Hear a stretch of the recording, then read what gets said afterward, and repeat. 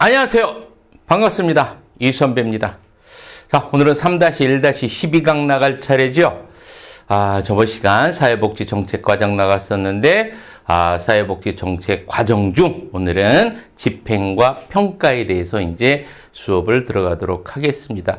그런데 집행에 대해서는 사회복지 정책 집행에 대해서는 그렇게 공부할 부분이 없어요. 그래서 이제 그 부분은 간단히 그냥 패스하도록 하고, 이제 그 사회복지 정책의 평가에 대해서 공부를 할 텐데, 이 부분도 그렇게 주목해서 봐야 될 부분 없습니다. 그냥 필요성 정도만 여러분들이 체크를 하고 넘어가도록 하면 됩니다. 그냥 쭉 한번 읽어보고, 이런 것이 있구나, 라는 것 정도만 여러분들이, 체크하면 될 거예요. 자, 그러면 이제 우리 그 사회복지 정책 과정 저번 시간에 배웠던 거, 이제 다시 한번 이제 생각해 봅니다. 제일 먼저 이제 뭐 있었죠? 이제 사회 문제 형성이 있었죠. 사회 문제 형성. 자, 그리고 이제 대중이나 정치인들이 관심을 끄는 것. 이걸 뭐라고 해서 관심을 갖는 것을 이슈화라고 했었고요. 자, 그들이 어떤 논의 대상이 되는 걸 어젠다 내지는 의제화라고 했었고. 자, 그리고 이제 정책 대안을 형성했었죠. 그죠? 자, 그 대안 중에서 하나를 선택하는 걸 정책 결정이라고 했었고, 이 정책 결정이 시험에 자주 나오니까 꼭 정리를 잘 해두라고 했었습니다. 뭐 있었어요? 제일 먼저 합리 모형, 만족 모형, 그 다음에 점증 모형, 혼합 모형, 최종 모형, 쓰레기통 모형까지. 그렇죠? 자, 이렇게 이제 결정을 하면 그걸 갖고 이제 뭐 합니까? 여러분들 집행을 하지요.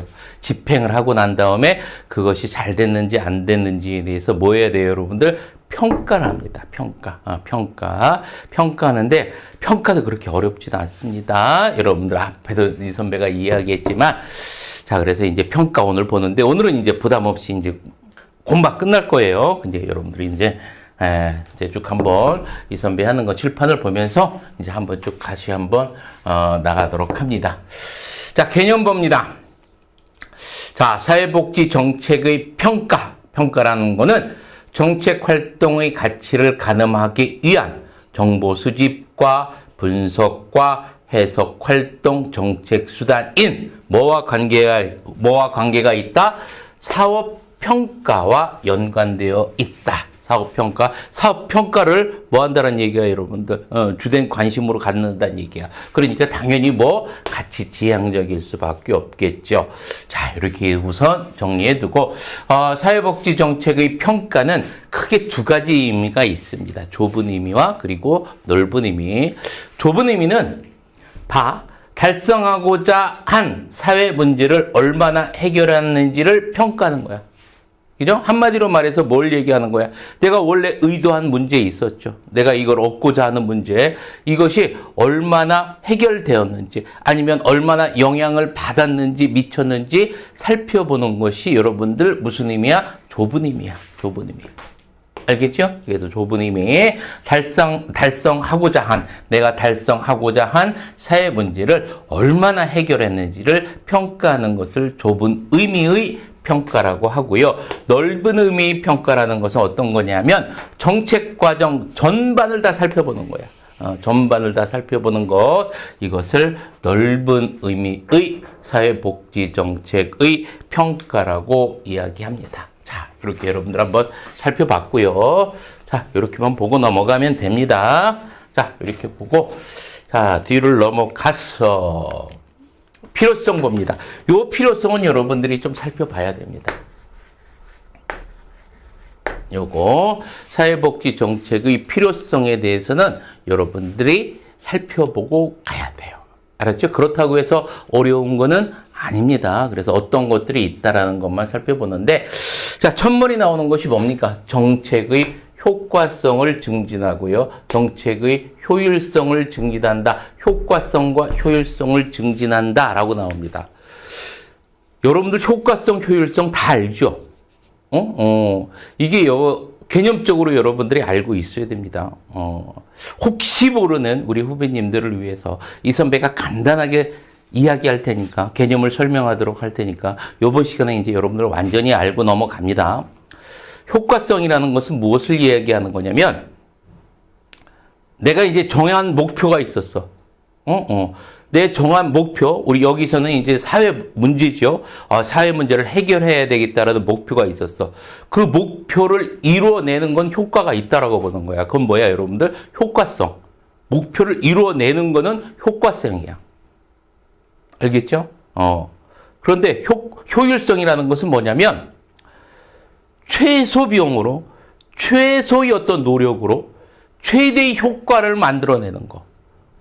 최대의 만족감을 만들어내는 거. 이건 효율성이라고 하는 거예요. 이해가 잘 안 됩니까? 예를 들어서 설명을 해줄게. 예를 들어서, 효과라는 거는, 예를 들어서 쓸 필요는 없어. 효과라는 거는, 예를 들어서, 어떤 아이가 수학이 100점이 목표야. 수학 90점 목표라고 합시다. 90점 목표야. 그래서 목표로 해서 막 과외도 하고 뭐 학원도 다니고 또 뭐 인강도 듣고 막 이래가지고 엄청나게 막 무지무지 공부해가지고 91점을 맞았어. 이 아이는 그러면은 효과적인 공부를 한 거죠. 효과적인 공부를. 그죠? 효과적인 공부를 한 거야. 자, 그런데 어떤 아이는 수학모 목표가 90점이라고 해봅시다. 였어. 근데 공부를 안 해, 이놈의 새끼가 그냥. 공부는 안 하고, 매일 그냥 핸드폰이나 갖고 있고, 게임이나 하고, 엉뚱한 데 이제 놀러 가긴 하고, 여자친구나 만나고 돌아다닌단 말이야. 그러더니 시험 보기 전날 그냥 밤 새워가지고 그냥 막 무지하게 막 벼락치기를 했는데 100점을 맞았어. 얘는 B라는 아이라고 해봅시다. B라는 아이는 최소의 노력으로 최대의 효과를 낸 거지. 그렇죠? 그러면 얘는 무슨 공부를 한 거야? 효율적인 공부를 한 거지. 그렇죠? A라는 애는 어떤 효과적인 공부를 한 거고, 이런 거야.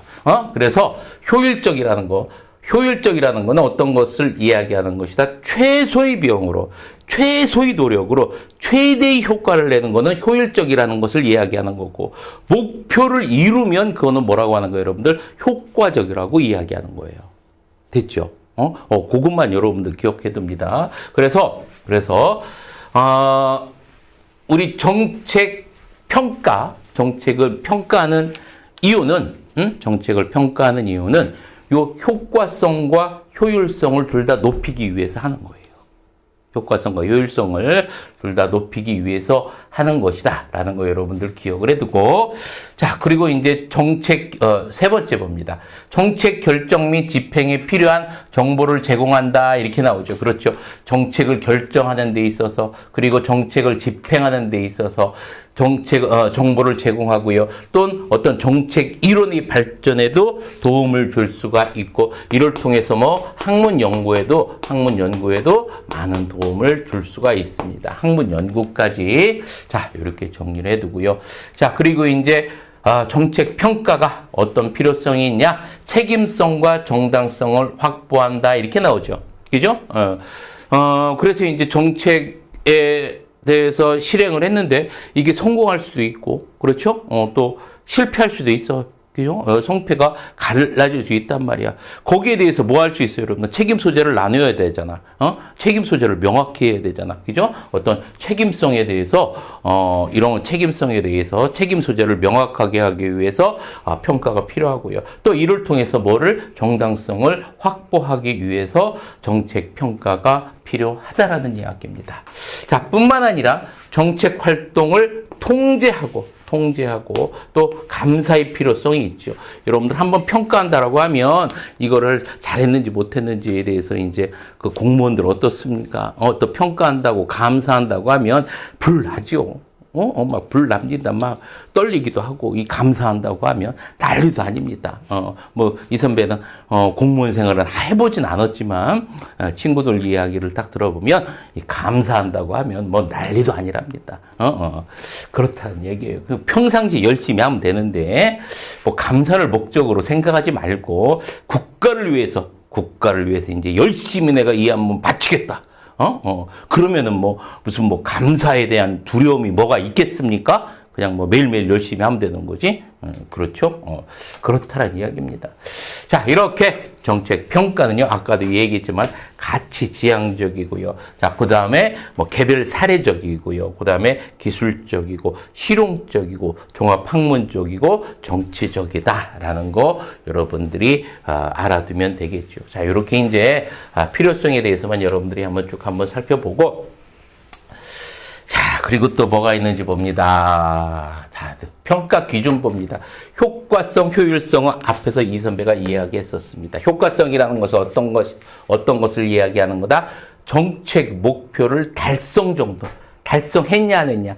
달성을 했으면 효과적인 정책이다라고 이야기하는 거죠. 자, 그리고 정책에서 소요된 투입과 산출의 비율 정도. 최소의 비용으로 최대의 효과를 내는 것, 그거를 뭐라고 한대요, 여러분들? 효율성이라고 한다. 효율성은 일반적으로 화폐 단위로 환산하기 쉬운 경우 활용을 많이 하는데, 효과성과 효율성을 다 봅니다, 일반적으로. 자, 그래서 효과성, 효율성에 대해서는 앞에서 살펴봤으니까 이제 넘어가고요. 자, 그리고 평가 시점에 따른 정책 평가의 종류에는 평가 시점에 따라서 중간에 했느냐, 과정 중에 했느냐, 아니면 이후 끝난 다음에 했느냐에 따라서 과정 평가와 총괄 평가로 나뉩니다. 이건 여러분들 여러 번 했던 거지요. 그래서 이렇게 과정 중에 하는 것을 형성평가, 과정 평가. 자, 그리고 끝난 다음에 정책의 집행이 다 끝난 다음에 평가하는 것은 총괄평가입니다. 일반적으로 총괄평가할 때 있죠. 효과성과 효율성을 전부 다 봅니다. 효과성과 그리고 효율성을 전체적으로 다 보는 게 무슨 평가다? 총괄평가다라는 것까지 여러분들이 체크를 해두고 넘어가면 됩니다. 자, 됐죠? 자, 이렇게 됐고요. 자, 넘어가 보도록 합니다. 자, 그리고 이제 절차 나오는데 외울 필요는 없습니다. 평가 절차 외울 필요는 없고요. 그냥 한번 봅니다. 그래서 정책 평가의 목표를 세우고 또 이제 범위를 세우고, 자, 그리고 프로그램에 대한 어떤 내용을 파악하고, 그리고 정책 평가 어떻게 해야 될지 설계를 하고요. 설계를 한 다음에 관련된 자료를 수집하고, 자료에 대해서 이제 측정을 해야 되겠죠. 자, 측정한 거에 대해서 분석하고 해석하고, 자, 이거에 대해서 이제 보고 작성을 하는 그런 절차를 간다라고 여러분들이 알고 있으면 됩니다. 그냥 일반적인 보편적인 절차입니다. 자, 이렇게 이제 봐두고 이제 문제를 풀면서 이제 마무리하도록 하겠습니다. 48번 문제 보도록 합니다. 정책평가에 관한 설명으로 옳지 않은 것은 13회 문제입니다. 효율성 평가는 효율성입니다. 아까 이 선배 효율성 이야기했었죠.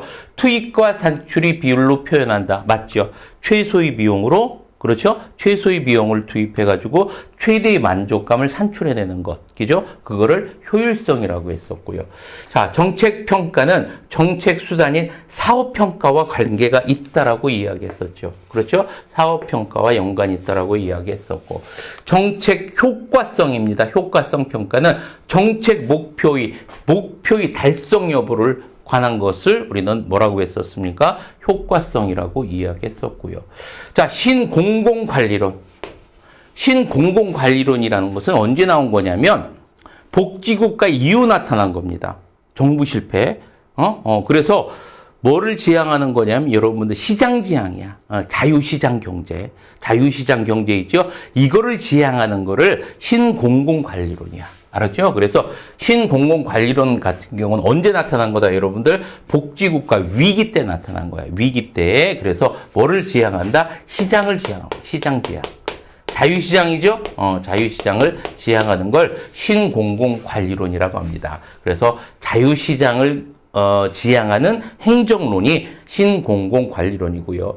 이러한 신공공관리론의 성과, 평가, 강조는 신보수주의라는 건 뭐예요, 여러분들? 보수주의는 자유지향하는 거지. 그렇죠? 이 신보수 자유주의의 어떤 특세로 세력을 얻으면 약화되는 게 아니라 어떻게 되겠습니까, 여러분들? 강화되겠죠. 그렇죠? 이거 신자유주의도 아니야. 자유주의 시장 경제 아니야. 그렇죠? 그러니까 자유주의 시장 경제니까 여러분들 신보수주의, 자유를 지향하는 사람들이니까 당연히 이 사람들이 세력을 잡으면 이런 신공공관리론 같은 경우는 어떻게 되겠습니까? 좀 더 강화되겠죠. 약화되는 게 아니라. 자, 이해되셨죠? 자, 그리고 5번 봅니다. 정책의 효과성과 효율성 제고를 위해 정책 평가의 중요성이 점차 강조되어지고 있고요. 그래서 효율성, 효과성이 이제 주된 내용입니다. 자, 이렇게 여러분들 봐두고요. 자, 이제 49번 문제 보도록 하겠습니다. 49번 정책 평가가 필요한 이유로 옳지 않은 것은 이렇게 나왔습니다. 자, 14회 문제고요. 1번 정책 결정 이론을 형성한다. 아이고, 잘못하면 여러분들 어렴풋이 공부하면 틀릴 뻔했습니다. 정책 결정 이론을 형성하는 게 아니라 정책 이론을 발전하는 거죠. 정책 이론 발전.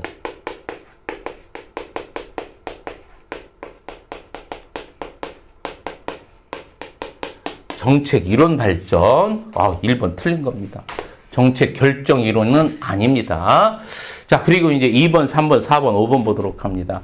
2번, 정책 프로그램의 효과성 증진 맞고요. 자, 그리고 정책 활동에 대한 책임성 맞고요. 자, 정책 활동 통제 및 감사 맞고요. 자, 정책 개선에 따른 필요한 정보 획득 맞죠.